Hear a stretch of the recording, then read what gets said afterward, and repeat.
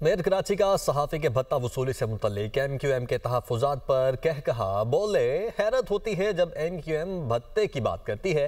तक़सीम और तफरीक की सियासत अब तक करनी चाहिए। मुनाफिकीन कहते हैं कि हम आपके मसाइल हल कर सकते हैं, सड़कें ब्लॉक करके तकलीफ आवाम को दे रहे हैं, हमने कार्रवाई की तो फिर तुम रोगे। एक बंदा तो लाहौर भाग गया है, बाकी भी भाग जाएंगे, किसके कहने पर इस्तीफ़ा नहीं दूंगा।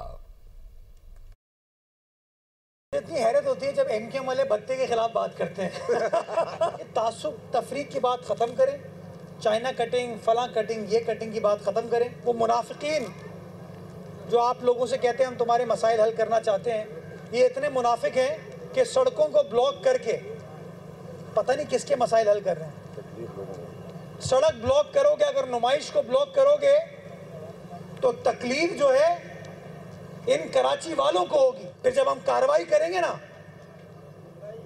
तो फिर रोगे, और रोगे मगरमच्छ के आंसू। एक बंदा तो लाहौर भाग गया है, बाकी भाग जाएंगे इंशाल्लाह।